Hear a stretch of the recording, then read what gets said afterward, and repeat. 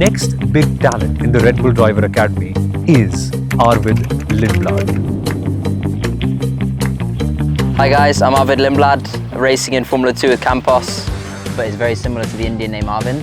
Oh, we were actually thinking of the same thing. Yeah, I'm the youngest ever F3 race winner and I love race cars. Arvid Lindblad will make history once again. He will take a record equally. I like the smile. Look at the smile. Driving against him in a few years' time. He's a little bit scary. Verstappen or Hamilton? Verstappen. I'm here in India for the first time, exploring my Indian roots. Rajma and Dal and all that stuff. And you're watching the Inside Line F1 podcast.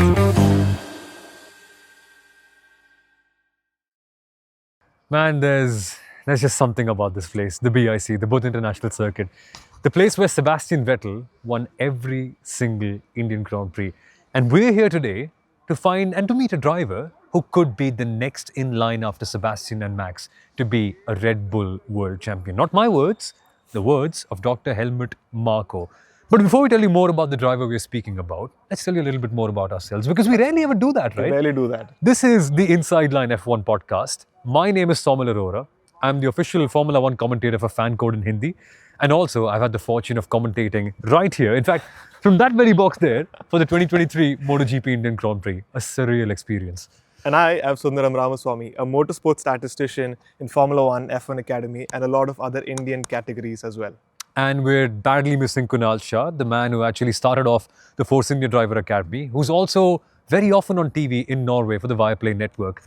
Kunal got to speak to Dr. Helmut Marko recently, and Dr. Helmut Marko told Kunal that the next big talent in the Red Bull Driver Academy is Arvid Lindblad. This guy was the F3 Rookie of the Year in 2024. And the interesting part to this is that he's actually not done Frecker. He went straight from Formula 4 to Formula 3 in his first season.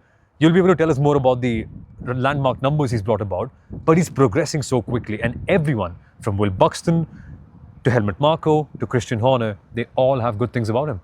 They speak good things about him for a reason, because he's not just the next best thing for Red Bull, but possibly also Formula 1 in the next couple of years. His progression through the ranks F4, F3, and now with F2 with Campos in 2025 is incredible. He's also the youngest F3 race winner, and also he's taken the most wins by a rookie in the championship. There's lots to look forward to in Arvid Lindblad, and also why Helmut Marko and Christian Horner speak so highly of him. And he was driving a Formula 1 car at the age of 16 as a part of a demo run. That is insane. Driving an F1 car at that age is quite something else. But Arvid has a long way to go. This year, he's going to compete in Formula 2 with Campos. And we want to tell you more about his journey. What's it all like? Who is Arvid really? And there are some interesting Indian roots that you probably wouldn't know about that we are going to bring to light in this episode. Let's find out? Yeah, let's not wait anymore. Let's find out. And let's have a word with Arvid Lindblad. Let's do that.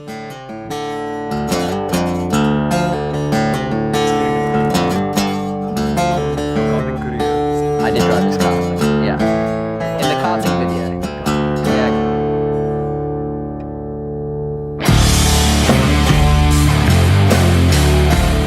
So Arvid, 3 years ago, you met Lando Norris at a karting circuit and you told him, remember me, 5 years down the line, I'll be racing with you in Formula 1. Now, we're just one step away. We've got the Formula 3 Rookie of the Year award. You won in Macau before that. How close are you, man? This seems to be it. We're nearly at the last step. Yeah, obviously not far away. I'm sticking to the timeline quite well. So yeah, hopefully I'll get the job done in 5 years and see him in 2026. But do tell me about that moment. Lando Norris, at that point, he's already a Formula 1 podium winner. You've got there for the first... was that the first time you met him though, firstly? No, or... Yeah.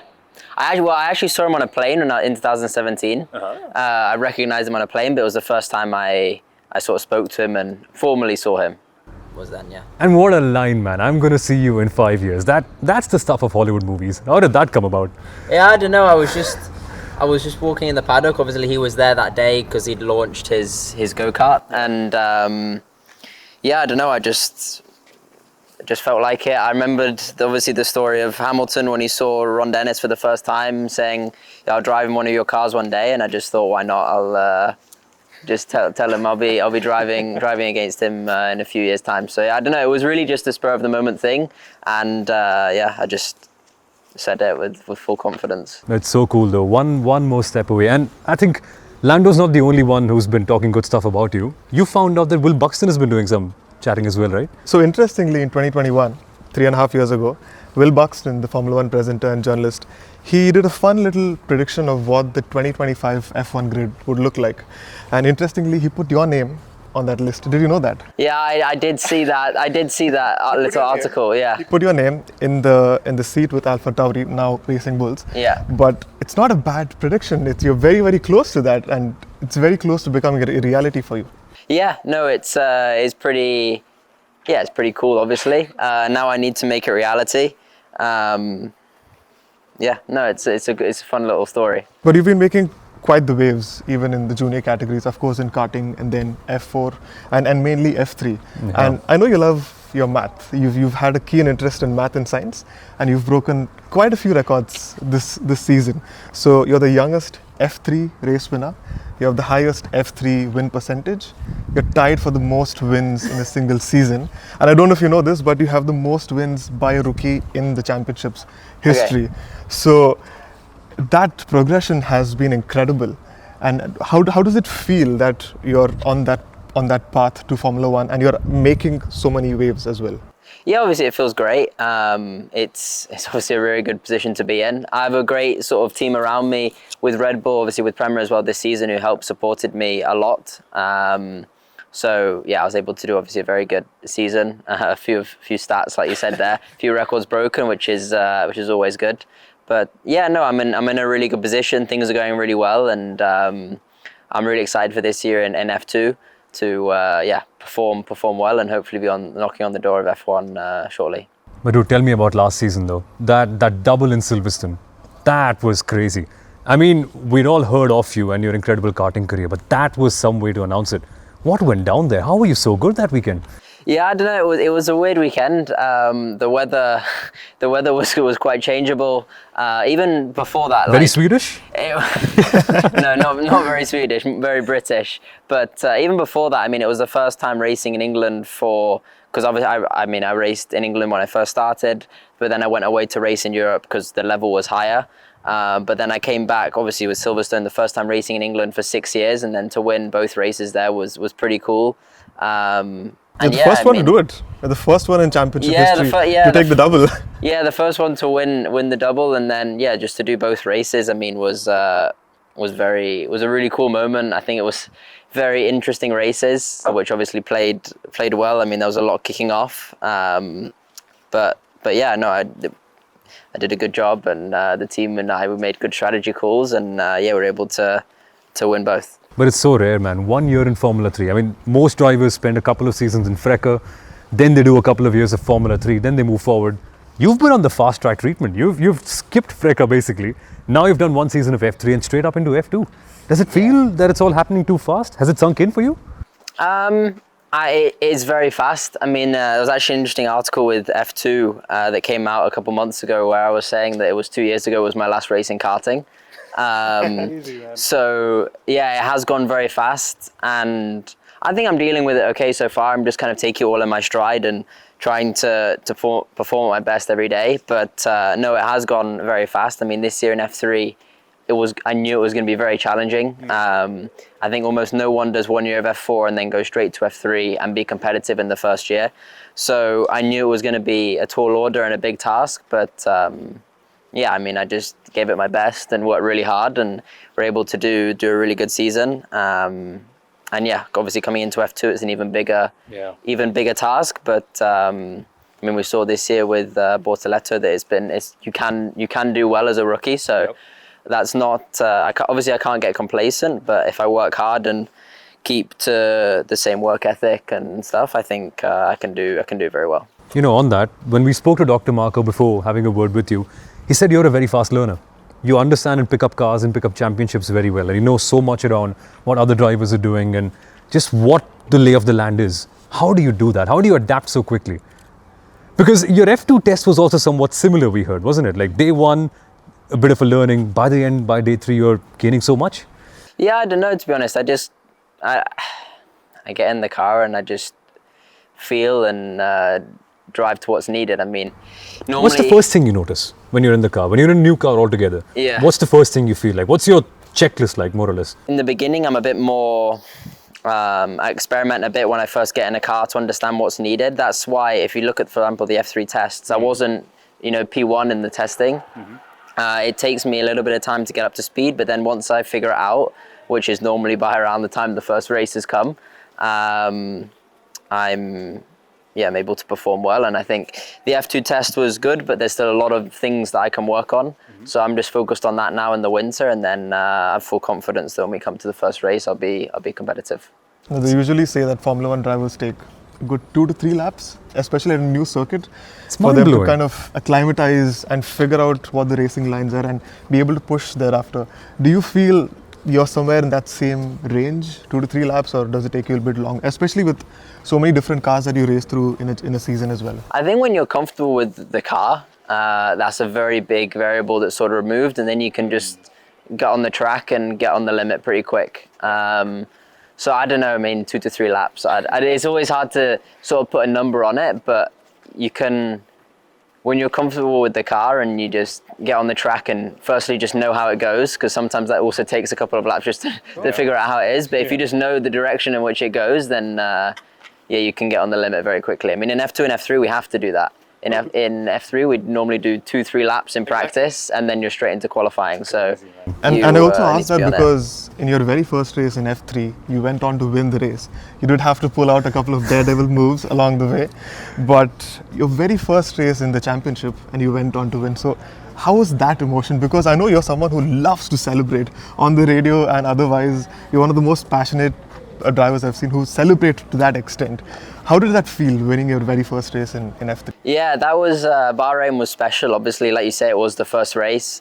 And even, like I touched on before, I knew it was going to be extremely difficult coming in, and we didn't want to set too high expectations. So to be able to win in the first race was a very nice feeling, and a bit of, I guess, a sense of reward over the winter, because we put in a lot of work to be ready, and it was a good first box ticked. But I guess that was sort of the moment where I knew that I have the tools and the ability to do well, but I need to keep working, because obviously that was a sprint race. It wasn't a feature race, so I needed obviously still a lot to improve. And then my first feature race came in Barcelona, and that was a very good moment. But I think it was interesting the year, and if I look at it, it was a real constant progression, especially up till Silverstone, which I think is rare to see such a clear improvement. And that was a really good season. But if we rewind a little, you've been with Red Bull for 4 years right now. You've been back, supported by them. And we want to go back to the moment, because we've been discussing this over the last couple of days. We want to go back to the moment where you received that call, or your dad received that call. I think you were in Portugal. Yeah. To take us through that phase that moment where Dr. Helmut Marko called you.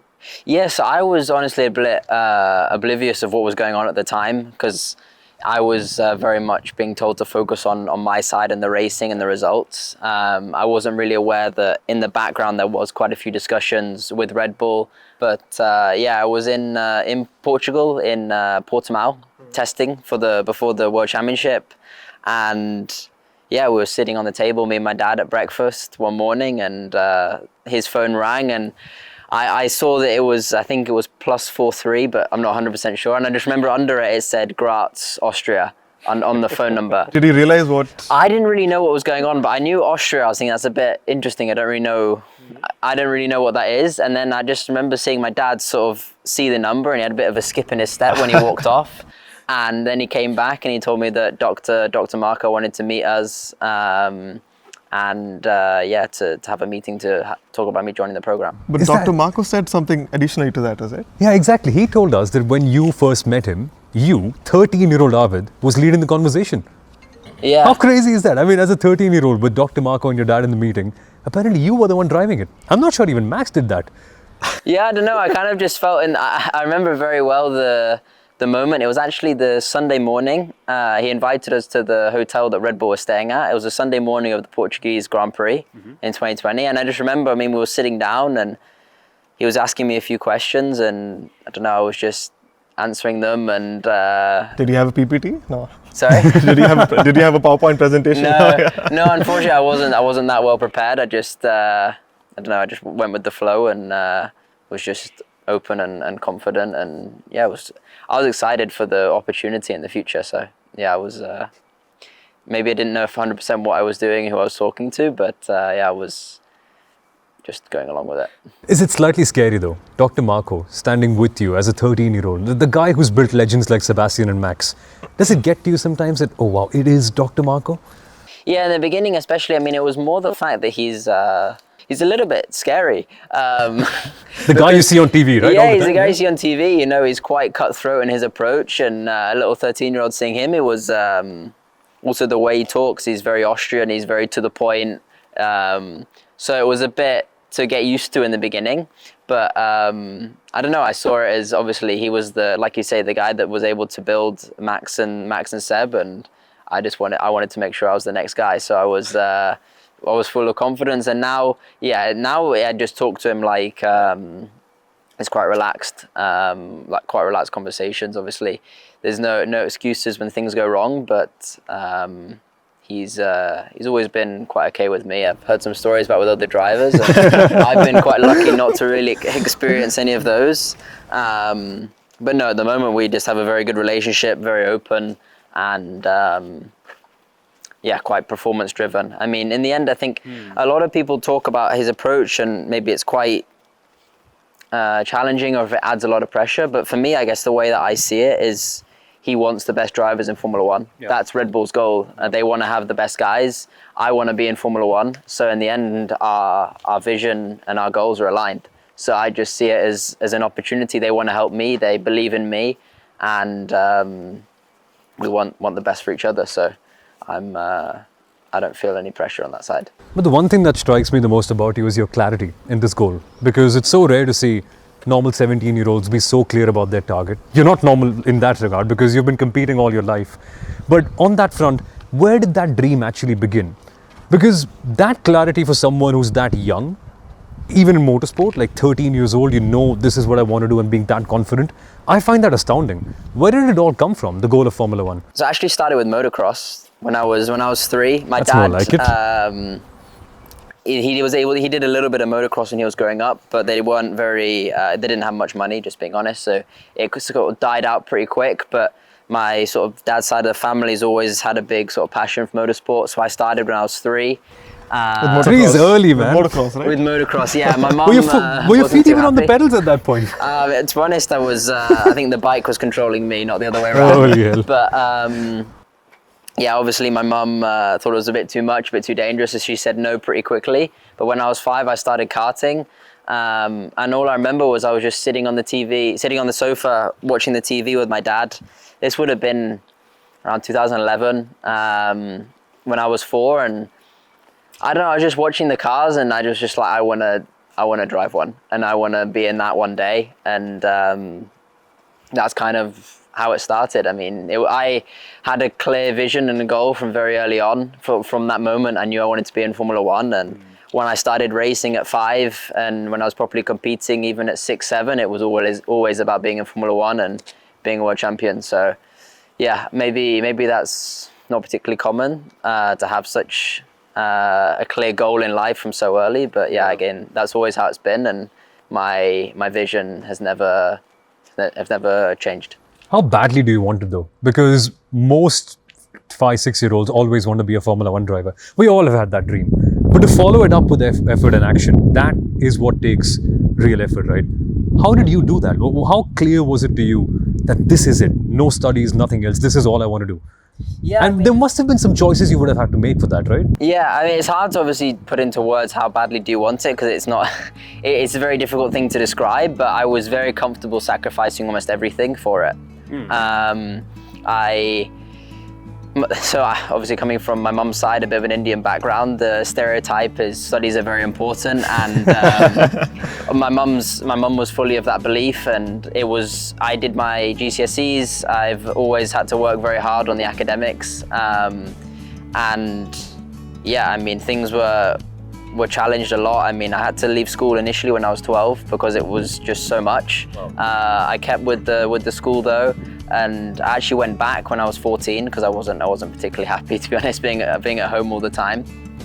But yeah, I mean, we had to sacrifice a lot. Friendships were always very difficult. I mean, if you can imagine growing up, everyone has sort of, they meet their friends on the weekend or they go to birthday parties. Since when I was 6, I was on the racetrack every weekend. And yeah, I don't know, there was a lot of sacrifices, but to be honest, I don't really think about it. Even now, I can't remember all of them because for me, that's not really that important. I wasn't really that fussed. I gave up most of the normal life in an instant because I wanted to be in Formula One and I wanted to drive those cars and be a world champion. So it's, for now, I'm sitting here sort of talking about it, and it's you ask how badly I want it. I mean, I don't know. I've given up everything for it, and it's never been even a doubt in my mind. And Arvid, a big part of your journey is Oliver Rowland, multiple-time Formula E race winner, someone who was your mentor, or still is your mentor in a way, in your journey to Formula One. What sort of a support has he been like? What's it been seeing the racing world at such a young age through him? Yeah, it's been instrumental to have him sort of along me for basically all the journey so far. I definitely wouldn't be where I am today if it wasn't for him, without his sort of expert guidance and knowledge, because I mean, it wasn't that long ago that he was racing in F2. Yeah.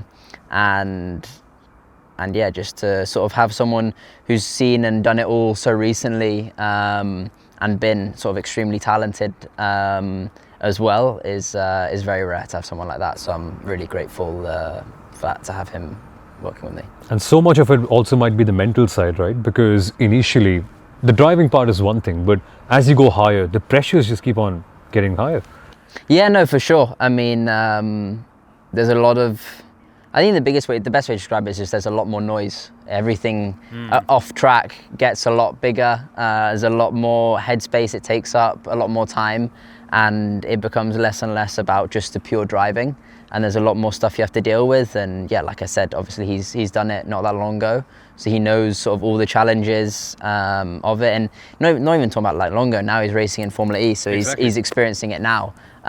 So yeah, to have someone like that helping me out is really beneficial. You were born in 2007, and you might have been following Formula One or even other motorsport probably from 2013, 2014. So you probably started watching the sport at the time when Lewis was on the rise, winning all those titles, and then also now with Max. So if I'm not wrong, I would assume that Lewis and Max are your sporting idols? Yeah, I think that's probably a good way to put it. I've always felt some sense of connection to Lewis. Obviously, being a man of colour, at the time when sort of I started watching Formula One, he was the only one really. For some reason, I also thought it was cool that he started racing in Formula One in 2007. I was born in 2007. So yeah, if I'm being honest, I mean, he was the one who I was always felt quite connected with. And yeah, then like you say, when I started really following the sport, he was the one who was sort of taking it by the reins and winning. And you know, because we get this question a lot, drawing parallels between Lewis and Max, but we at least know that they're very different drivers. But probably hearing that from a driver himself, what do you find different or special about Max and Lewis in their own ways? Even for me, I mean, it's hard to really compare the two because I think they're at very different stages of their career, and they're very different drivers. I mean, Lewis, I don't think anyone can really doubt his talent. What he's been able to achieve has been remarkable, and he'll always be known as one of the greats of the sport. Yeah. Max is maybe now he's not up and coming, but he's still very young, and I think he's just extremely impressive. It seems like whatever he does, whatever he gets in, whatever situation he's put in, he's able to make the best of it, and just be extremely fast. I mean, yeah, I think the best way to describe Max is at the moment he seems to have no weaknesses, and he's just a bit better than everyone else. Are you friends with Max? Because we've seen your Instagram as well, and we've known that you you idolize him and you really wish him well before the race weekends. And I think back in 2017 is also when he followed you back. Do you have conversations with him about racing, about his data, and just how you can develop further as a racing driver yourself? Yeah, a little bit. I mean, I think Max is he's a really great guy. He's really, I think he's really impressive, because when I sort of first started to get to know him and talk to him, he really is just like a normal guy, and he doesn't let any of the fame or the noise sort of go to his head, and he's really down to earth. He always has taken a lot of time to talk to me, and he's been really helpful. And yeah, most of our conversations have just been about racing and stuff, but no, he's been really great to talk to, and really amazing person to know, because yeah, like I said, he's been really down to earth and just been really open to help. And he's that available, because I'm sure he's very busy with his own commitments, but he does take time to speak to you and probably help you as well. Yeah. I mean, in some of the recent races I've been in the F1 paddock, and the past couple of months, if I had a couple of questions, I'd send him a message and he would reply, really instantly. And it's really impressive, considering, I mean, as a 4-time world champion, the amount of things you have to do and stuff to deal with, to take the time to be able to talk to me is it was really amazing. Is he your go-to person to speak to racing about? Max and maybe Oliver Rowland? I mean, I'd say a lot more Ollie, because I think Max is very busy, and you don't want to take advantage of his time, because obviously it's nice that he sends a message every now and again, but if you keep bugging him, I think it's going to be a bit annoying. So I talk to Ollie a lot about, I mean, everything racing related. I talk to Ollie. He really is my go-to person, and I ask him anything about racing related. He still guides you through your F3 and possibly even through your F2 season. Yeah, he's been super involved. I mean, he's got more involved recently. In F3, he came to a lot of the races. He was really involved, and it'll be the same next year in F2. It'll be we'll be spending a lot of time together, because you only get one opportunity at this. Exactly. And like we said earlier, I mean, I'm getting pushed pretty hard to come fastest through. I don't know if anyone's really done it at the same rate I have, of just one year of F4, 1 year of F3. Without Frecker. So obviously I need some help and support to be able to deal with that and perform. What sort of help and support? Just is it technical guidance mostly, because you've skipped a category in the middle? Yeah, I think a lot of it is, most of it is technical stuff, because obviously I am still lacking pure mileage. Sort of F4 and Frecker are the categories where you drive a lot, whereas F3 is not actually that much drive time. So pure just mileage and time in the car. I haven't spent loads, so yeah, most of it is technical related, and just focusing on improving me and just be able to literally just be faster. And that brings us to Dr. Marko. You earlier mentioned that he's very performance driven, very focused in the way he speaks to you. What's it like? Firstly, what are the conversations like? What's the target he's set for you for 2025? Because I've heard he's very clear about these things. He gives you a certain statement and you just go and follow it. Is that the case? Yeah, a little bit.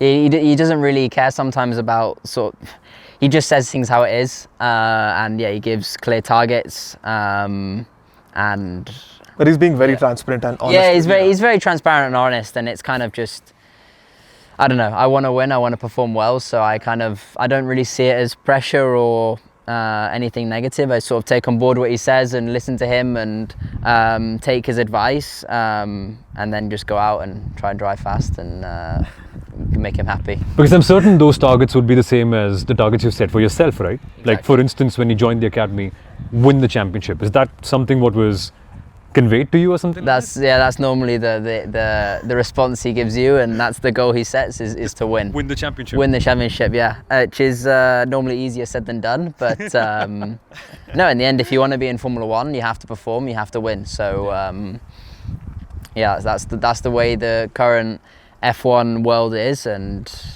yeah, it's exciting, and I see it as great that I have this sort of support and an opportunity to be able to do that. So it makes me excited. What was the brief for 2025? What's it like?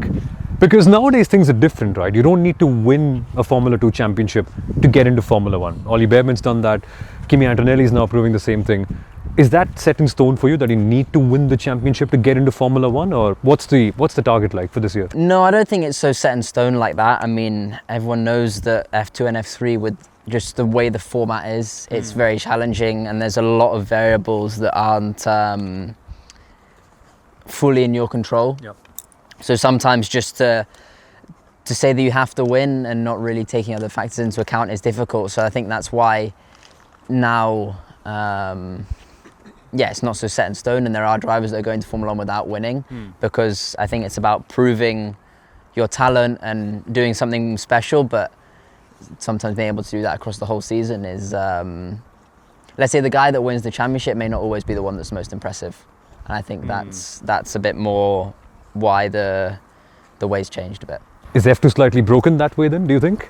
No, not broken, no. It's just, I mean, the way that, I mean, when you do 3 or 4 laps in FP and then you go to quali, and there's so many variables with the team, with the other drivers, and there's a lot of stuff that's not fully in your control.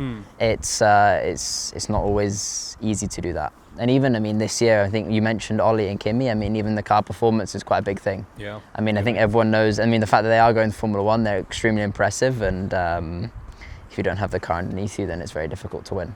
I mean, the goal is Formula One, and we are at a very iconic venue, the Budh International Circuit, somewhere where Sebastian Vettel dominated through and through. Yeah. You've driven his car a couple of months ago. I like the Look smile. at the smile. The smile that That's came up more straight like away. You drove his 2012 car, the RB8, something that he nicknamed Abbey. How was that experience in the demonstration run? You drove a Formula One car at the age of 16. Firstly. Yes, yeah. That's insane, man. Yeah, that was, obviously that was an incredible moment for me. To be able to, you know, like I was saying earlier, I sort of fell in love with the sport when I was 4 or 5.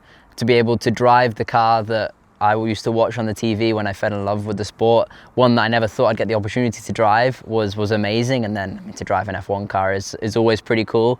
And to do it at such a young age was a really amazing moment for me, and a great sort of a feeling of accomplishment, that and another sort of rung in the ladder climbed. So yeah, it was an amazing moment, and yeah, really amazing. The last question I want to talk to you about before we finally get to your development, the part we're all so keen about. Guillaume Roquelin, Rocky, Seb's old race engineer, he's heading the Red Bull Driver Academy. Clearly he must have worked with you. What's that experience like, of someone who's won so many world championships, so much to learn from him? What have you learned from Rocky particularly? Yeah, Rocky's been amazing. Like you say, I mean, obviously being here at the Buddha circuit, Seb won many times. Rocky was the engineer on all of those occasions. He now is sort of running the junior academy alongside Dr. Marko. So yeah, spending a lot of time working with him has been amazing. And yeah, just to sort of pick his brain and sort of just learn from him, all his knowledge is amazing. I mean, like Ollie, as I was saying, he's sort of done it a lot. There's so much knowledge to get from him. It's the same with Rocky. You can't hide from them, right? Because they've seen so many greats. They know exactly what's going on in your brain when you're driving, isn't it? Yeah, exactly. And I mean, they know what a race winner and what someone sort of, I mean, working with Seb, you know what a world champion looks like. And I need to always be at my best to try to sort of impress him and aspire to be like Seb and like Max. And yeah, always work on myself to try to get to that level. So how do we say your name, man? What's the whole story? So my name's Arvid. It's yeah, that's how you say it, Arvid. But my parents' reasoning for the name, obviously my dad being Swedish, my mum being Indian, they wanted a name that's sort of very similar. So Arvid's actually a Swedish name, but it's very similar to the Indian name Arvind. Correct. Oh, okay. We were actually thinking of the same thing. Yeah. And my brother's called Amil, which is an Indian name, and is very similar to Emil, which is a Swedish name. So yeah, it's very creative actually. It's a little bit of a fun game there. That's so cool, man. And what's the whole story with you in India like? I hear your mom's from India, right? Yeah, so my mom's from India. She was actually born and brought up in England, but her parents are fully Indian. My mum's side of the family is fully Indian. My grandparents were born and brought up in the Punjab region, which is the part that's now Pakistan. They were involved in the partition when they were growing up. So yeah, and basically all that side of my mum's side of the family is fully Indian. My sort of grandparents moved to England or to Europe as doctors, but my mum was always living as basically an Indian girl in England, all the traditions and everything. And even I've been experienced and exposed to some of the sort of great Indian traditions as well. So, But how much of a yeah. part has it been of your upbringing? Because we see the Happy Diwali post on Instagram. Yeah, yeah. That's more like it. That sounds like something all of us do. Yeah. What's it been like? No, it's been definitely quite a big part of my life. Every time I see my grandparents, they make Indian food for me, so I'm very used to having sort of samosas and rajma and dal and all that stuff. So yeah, there's definitely been quite a big Indian heritage or Indian part of my upbringing. Yeah. But I want to sort of tap into my roots and that sort of side of me even more. So this is my first time in India, and So cool. yeah, I'm really excited to be here, and hopefully it's the first of many. Can you tolerate the food though? Like not the one back here, here. The spice, you mean? The spice. So I mean, we'll see. I've only had one Indian meal so far. It was in the hotel, and I didn't find it particularly spicy. So maybe I'm doing okay. I'm used to having Tabasco with a lot of my food, so I enjoy my spice. What's your favorite dish? Oh yeah. My favorite dish. So I'm quite a person who likes to mix. So for example, when I'm having food, like my grandparents, or even yesterday when I was at the restaurant, we ordered some lamb curry, chicken curry, and dal, and I was sort of mixing all with some rice. And where are you going to now that you're here in India for a few days? I hear you're touring the country a bit. Yeah, a little bit. So we'll go to Taj Mahal. We'll go to Pune. Pune, yeah. Pune, I think that's how you say it. And Arvid, the Red Bull Driver Academy. Firstly, how cool is it to be part of something like this? And the other thing I really want to know is the schedule. Is it something that they give you, that this is what you need to be doing every single day at a certain point in time, or with X amounts of sleep or something like that? How rigid is it working with the Driver Academy? So yeah, obviously I'm extremely fortunate to be on the Red Bull program, being signed at 13. I've been with them now for 4 years. And I mean, obviously if you look at the results of the Formula 1 team, there's no place better to be. They wouldn't really give us like a fixed schedule saying you have to do this and this, but it's very much that we need to be proactive. So there are people there who are always available to offer help and advice, but then we need to be the ones who sort of ask for that. They're not going to sort of do it for us. Always looking for that edge of performance and advice from the people that are very experienced. But in terms of development, how much of a boon has it been being under the Red Bull umbrella and in their support system? How has it helped you develop as a driver? Oh, massively. I mean, before we're touching on Rocky, I mean, his experience and the amount of advice and knowledge that he can give me, and then even just to be exposed to that whole world and that environment, sort of with the Formula 1 team, listening in to some of the stuff in the ops room during the weekends, even getting to drive on the sim now more recently. At Red Bull, they also have an F2 and F3, right, they have all the categories on the sim as well. It's been great. I mean, they really help out as much as they can. Rocky's starting to come to most of the races as well, to offer, just to be there to help out. So yeah, it's been really great to have their knowledge and help. But how's the environment within the academy amongst your peers, amongst other drivers? I'm sure having a little bit of healthy competition is good for you, but do you share data? Do you share details of driving? So there's a little bit shared on the sim between us, but I mean, I guess honestly the environment in the academy is quite okay. I mean, we don't really talk that much though, because most of us are in different teams. Yeah. So yeah, I mean, I'm friendly, but just because, I mean, there's no point being rude off track. There's no any need for that. But I mean, but you're all mates off track. But you're I don't know, mates. I mean, we're friendly with each other, but then on track, I mean, I want to beat everyone, whether they're Ferrari, Red Bull, or no one. I mean, not on a academy. So I mean, for me, it doesn't really matter. I want to win. I want to beat everyone. So it's. I don't really think about it. And how many miles have you done in the RB simulator already? A few. You mean the F2 or the F1? F1. In the F1, I've done a few laps now. I don't know how many.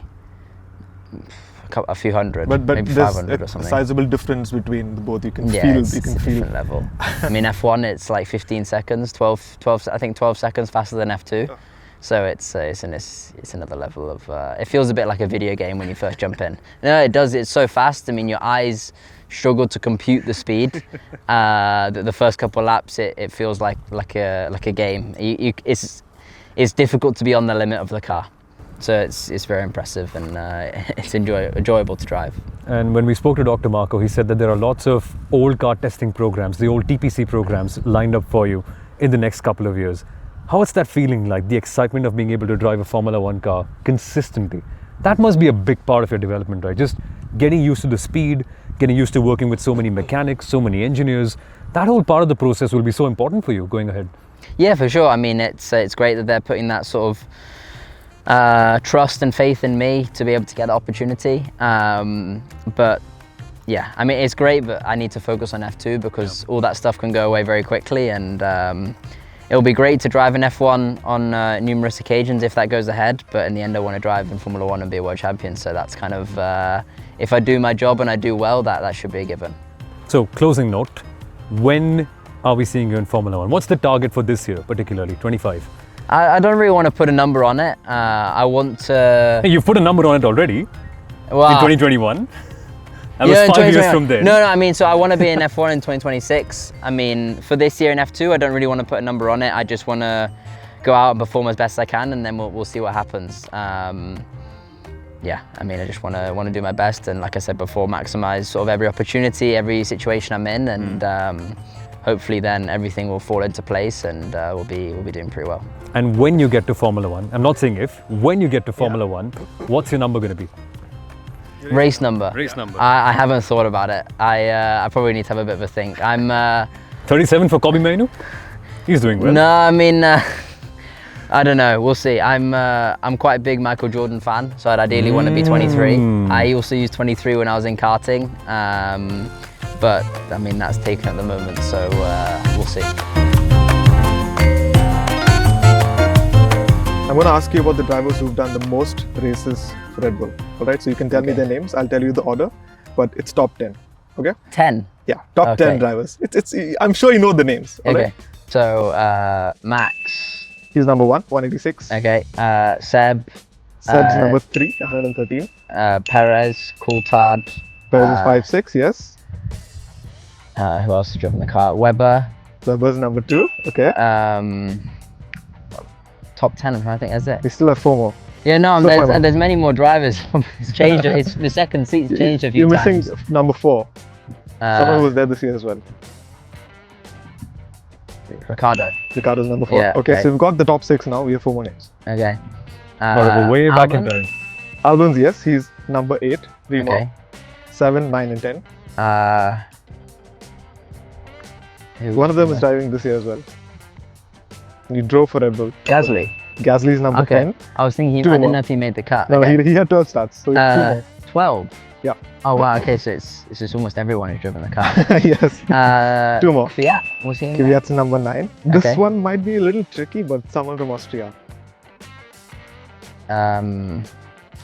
Sebastian Klein. Christian Klein. Christian Klein, 28 starts, you got all 10. Congratulations. That's incredible. Rapid fire, this or that. We'll tell you 2 drivers' names and you need to choose which one. Which one's better? Okay. Yeah, alright. Norris or Leclerc? Leclerc. Leclerc or Piastri? Leclerc. Leclerc or Sainz? Leclerc. Leclerc or Alonso? He's taking that. He's This is taking not that. rapid fire, is it? Let's just say Alonso. Alonso, okay. Alonso or Vettel? Taking a tough Vettel. one. Vettel. Vettel or Verstappen? Verstappen. Verstappen or Schumacher? Verstappen. Verstappen or Hamilton? Verstappen. Lovely. That's more like it. Simply lovely. We're going to ask you to build your ultimate Formula One driver based on these certain characteristics. Okay, Arvid's ultimate Formula One driver. Who are you picking for composure? Oh, I was thinking it's going to be like overtaking, defending. Sure, we can start with Composure. overtaking. No, let's start composure. Raikkonen, he seems pretty chilled out. Tire management? Hamilton. Qualifying pace. Leclerc. Interesting. Setups. Someone who's just so good with feedback. Schumacher. Ooh, lovely. nice one. Technically Nice switched on. Media. Dealing with Media. the media. Yeah. Lando. I think he's pretty good with the media. Okay. Learning a racetrack.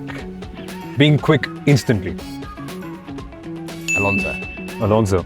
And driving in the rain. Senna. No Max there. Well, no, I mean, these weren't like, if you said like overtaking or, I mean, something like that. Let's put it that way. Overtaking. Max. Aggression. Max. Got to find a way to bring him in. Right? Yeah. That's more like it. And we're at the end, guys. So crazy to get to speak to Arvid Lindblad. And I personally, Sundaram, am so excited for 2025 because this guy has been good in every first season he's gone to. Formula 4, Formula 3. Now we get to see him in Formula 2. And Dr. Helmut Marko already says his progress is coming along well. I mean, he's been doing well in every single-seater championship that he's been a part of. He's won races there and he's found the right steps into Formula 2 as well. So it's going to be very, very exciting to see what he can do in that campos car throughout the season. I'm very excited. And the maturity and focus at the age of 17 is, to me personally, mind-blowing. It's insane. And we can't wait to see when Arvid Lindblad gets to Formula 1. Keep watching, folks. Thank you so much for watching this episode of the Inside Line F1 podcast. On behalf of F1 Stats Guru Sundaram and myself, Somal, it's been a great pleasure. Thank you very much to Red Bull India. Thank you to Arvid for lending out his time when he's made a trip here to India as well. And we will see you for our in-season coverage on the Inside Line F1 podcast. Bye-bye. Next match. Generally also in Bombay. He's starting a new season, so start on a good note. Exactly. We got some sweets for you, but we absolutely forgot to bring it in the I video. don't know how we can give it to you though. Kaju Katli. Oh man. So this is the concept of shagun, basically. Okay. A sweet dish just for good luck. Okay. Thank you. Go in. How do we... ऊपर वो यहाँ से आ जाएगा. हाँ. Thank That's you very not an awkward exchange at all. Not at all. Good to meet you, man. much. Yeah, thank you. All the Really best nice for to the meet you. All the best for the season, man. Thank you.